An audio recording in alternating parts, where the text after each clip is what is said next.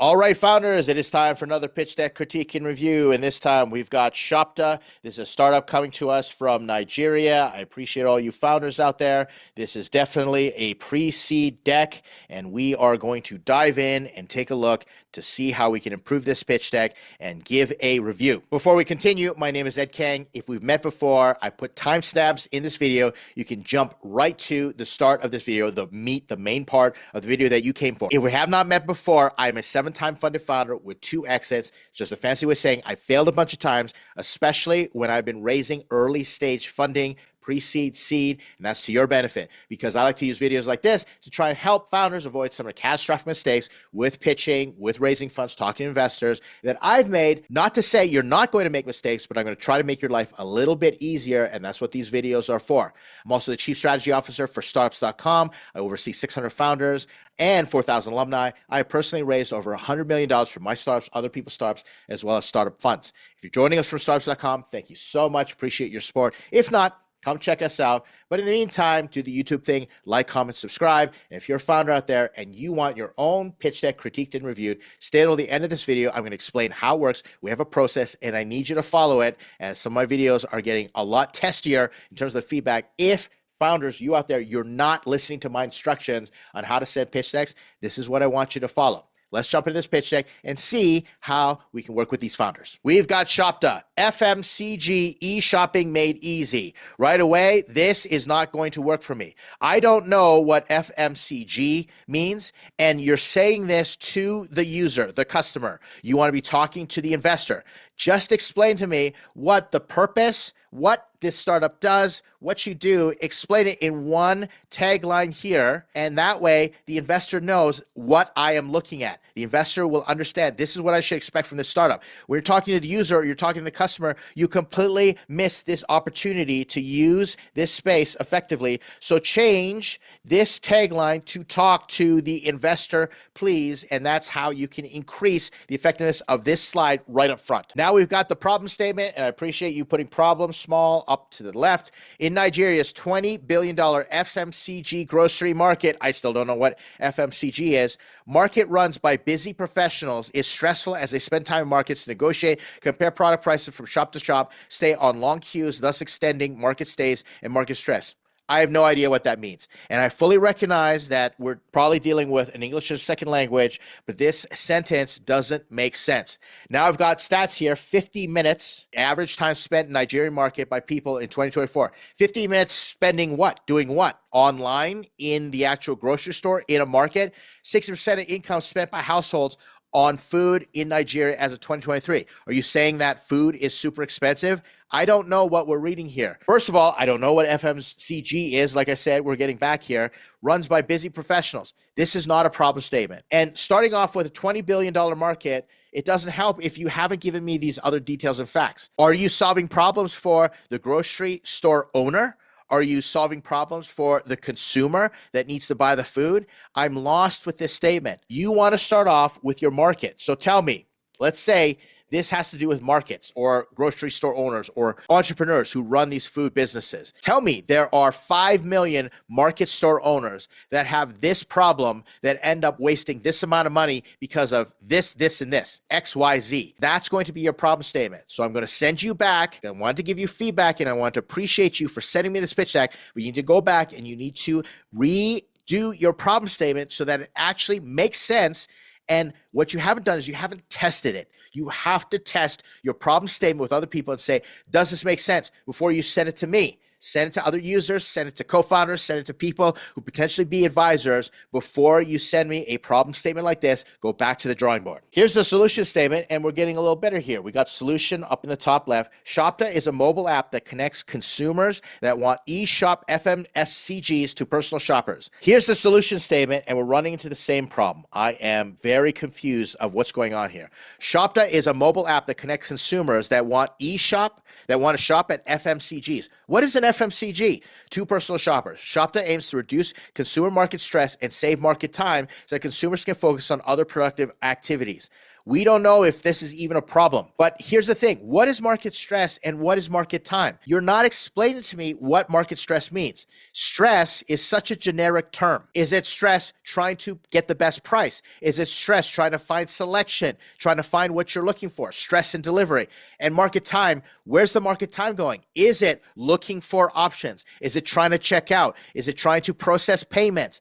I don't know what the problem is. I do know that there's a mobile app. Thank you. You said we're a mobile app and you're connecting consumers to the shop or personal shoppers. So you're saying there's a consumer here and then it's a personal shopper. So here's a consumer. This is the personal shopper, and the personal shopper connects with the shop and then goes all the way back and sells it to the consumer. Is that what we're talking about? Because I understand what personal shopper is, but you haven't gone and explained the problem to me. Therefore, I don't know if the solution makes sense. Now let's explore just for a moment the possibilities that this is what we're actually talking about. And I'll probably know a little more as I get through the rest of this pitch deck, but I want to illustrate something important. You as a founder, you may be sitting out there going, no, Ed, you don't get it. Understand, language, English is not your thing. It's not your first language. And I fully acknowledge translation, communication barriers when it comes to language. That's the reason you got to use ChatGPT. It's the reason you have to use tools like grammar checks, use Word, and just figure out, like actually go out and test and talk to other people. But you don't have the ability to give me a voiceover and sit over my shoulder. So I need to read this like an investor. An investor is going to interpret everything naked. Everything without you give me a video explaining things, going, no, Ed, this is what I mean. I'm going to be reading this and you're not going to be there. And if it's not clear and you're not communicating to me, then you've lost me. I don't know what the problem and solution is exactly. I'm going to take a guess and make some assumptions, but let's look at how you might be able to fix this. So here we're going to go back to the problem statement. Now, let's say your problem is people spend too much time shopping, right? So you've got a consumer or you've got a shopper and they spend all this extra time and they feel bad. This is their problem because they have stress and time in this problem. Therefore, the shops themselves lose money. Maybe that's the thing. So what would that look like? We say the average shopper will spend 50 minutes trying to buy something and give up. Therefore, shops are losing billions of dollars because they don't know where to go, how to buy, and everything is very confusing in this Nigerian shopping market. Maybe that's the problem. Then, if that is indeed your problem, we can move to the solution statement and we can say, we have an app that allows a user to contact a personal shopper. Maybe it's like Instacart. I can hire a personal shopper. So here I am, I'm the consumer, and I use the mobile app, right? Here's the mobile app right here to get a personal shopper that goes to these shops and then comes all the way back and saves me stress and time making these shops money. You see how I went problem, solution, and everything I said in the problem, I solved in the solution. Watch my other videos on how I do problems and solutions. As I always say, if your problem is that something is slow, manual, and expensive, your solution needs to be that it is fast, automated, and cheaper. So your format needs to be this amount of people have this problem and waste this amount of money because it's slow, manual, and expensive. And your solution is we've solved this by making something fast, automated, and so much cheaper by giving you a mobile app to contact personal shoppers. That's how this works. Now, when we get to the rest of this pitch deck, guess what's going to happen? Everything is going to change based upon your problem and solution. It affects everything. Let's look at the market size. 113 million or 175 billion in terms of your currency. This is our total grocery market, fruits, perishables, etc. in Lagos State, Nigeria. Now, here's the issue with this one. You've already shrunk your market down. This should not be your TAM.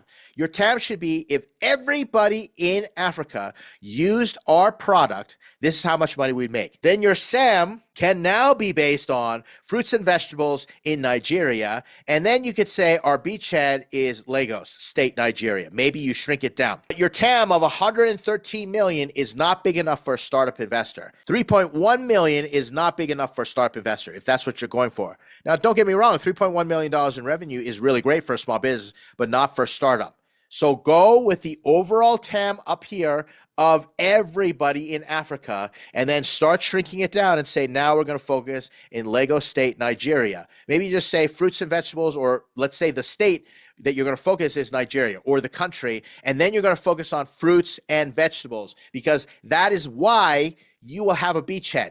Your TAM SAM needs to be based on what is strategically advantageous for you and needs to be logical in terms of what the investor believes that you can do, and what you as a founder, you have confidence in what part of the market, what segment you can capture. Here's the how it works slide. Once again, I really like the fact that it's up there in the top left. Consumers can easily compare FMCG. Maybe that's fruits. Is that fruits, meat, something? I don't know. FMCG prices from different supermarkets generate a market list and conveniently e-shop from the comfort of their own homes. So they select a shop, a retail outlet, and then they create a market list, cart products, alternative meetings, items if needed. They make a payment. The nearest personal shopper. All right, so I am right. There are personal shoppers. Pick up the list, and go to the specific shop to commence shopping. Shopping completed, and product is delivered by the shopper to consumer. Here's my question. How is this different than Instacart? Is really what it comes down to. If you're going to do Instacart for Nigeria, just say we're doing Instacart for Nigeria. Explain it. It's just exactly the same. They go to the app, they buy the items, a personal shopper gets sent, and now you've got your template. And you better be explaining to me that Nigeria has a big gap when it comes to personal shopping, and it needs an Instacart. On top of which, you're going to have to explain why you have the ability to do this better than other companies like Instacart that are going to want to come to your country. I don't know if Instacart is going to do that, but explain it and use something that's successful out there. It is totally okay to use a derivative and say, you know what, we can't get Uber in this country because XYZ reasons. We're going to do the Uber in this country, and here's our market. This slide needs to be simplified and needs to make sure that you can do it in a few steps. It's okay, but simplify further. I like the fact that we have confirmed that we're using personal shoppers. Go-to-market strategy. Shopta is focusing on whatever that industry is, using direct outreach. It doesn't work. This is a laundry list of items that we don't know if you got any insight. You're just basically telling me we're going to do direct outreach. Social media, channel, online ads, offline, those are so generic. Explain to me the logic of how you're going to crack this market. Who are your users? Where are you going to start? Why are you going to do the first thing? Maybe it's online ads. Have you figured out online ads? What are the online ads going to ask them to do? Is there a freemium? Is there a different on-ramp that's going to help them start to actually buy? This hasn't explained to me how you're going to crack a competitive market. You haven't thought through this go-to-market strategy enough, and this gives me signs that you haven't even tested or done any idea validation, customer discovery with this startup, and therefore I'm going to encourage you to go back and test your idea. It's okay to have this idea, but show this to other people, potential users. Talk to them before you show this to potential investors. Value proposition. Not even going to entertain this slide because we're not here to talk about value propositions. This is not a slide that you want in your deck. So even though you say you're going to provide FMCG shopping platform, connect consumers, scrutinize personal shoppers, 24-hour delivery, you've already said that. In fact, this is probably a better solution statement here than what you had before. That's all you have to say. Get rid of all this. We don't need to experience this. I'm not going to read it as an investor, but this is not a bad statement. Why are you burying it in a slide called value proposition later on when you could have used this for your solution slide? Business model. This is what I like to see. Shopta's model is based on commission pricing, which is the main revenue stream. Every delivery will have logistics fees, charge, etc. Our shoppers get 8%, while Shopta charges 20% on every errand fee of each complete order. And that's fine. You can probably clean this up and just say, we charge a commission and give 80% to the shoppers and 20% we keep, and then the customers pay for the food. Not bad in terms of business model slide. I like how simple it is. Competition. Shopta is asset light. I kind of get what you're going at it. Inventory logistics. That is, we do not own inventory logistic vehicles. We are the only product that uses personal shoppers and ensure they make money while they shop. You're saying things that are pretty much a given we take for granted. You're saying that, okay, you're not going to house inventory. It's a delivery service like Instacart. Okay, I get that. And you're saying that we are not going to have our own vehicles. We're going to allow the shoppers to use the vehicles. I don't need to see this statement that says shoppers earn money while they shop. Of course, why would they even be on your app? Let's take a look at the differentiators. So we've got inventory and no inventory. So if I have inventory, these companies are going to have stock, right? They've got a warehouse, everything in there. No personalized shopping, so shoppers don't get out there. And personalized shopping, so you're out there. So no inventory, personalized shopping. So you're telling me Twitter shoppers, so there are people who shop on Twitter. This is interesting. So I can go to Twitter in your country and say, hey, can you buy this for me? Aren't they therefore in this category? Isn't that personalized? So that doesn't make any sense. Twitter or X stays right here. And then I don't know what these other companies are. And therefore, if you're going to be raising money from investors outside Nigeria, you're going to have to explain this a lot more. Change this headline and basically explain how this is different without getting into generic or things that we take for granted. Like this statement, you don't need this statement whatsoever. Like all being asset light and just not having delivery vehicles, that's fine. But how does that actually work in your country compared to the competition? You're going to need a better headline that explains to investors what you want them to know. Co-founder team, I'm going to say, great. I like this. Projects we worked on together. We worked for 10 years. We've known each other, and we worked on these companies. Fantastic. Good headline. I like that. Other founders need to learn because I want to know how this team has worked together. And we've got you here, and then we've got a technical person. Yeah, pretty good team slide. I like the fact that you've got a technical person on board. Now we get to the state of the product. We are in mock-up stages, and 50 prospective customers have shown interest. Waiting list page has been launched, and about 100 people have shown interest by signing up on the wait list. Positive feedback, the largest FMCG retail chain with over 75 outlets in Lagos, Nigeria, has shown interest. That's not traction.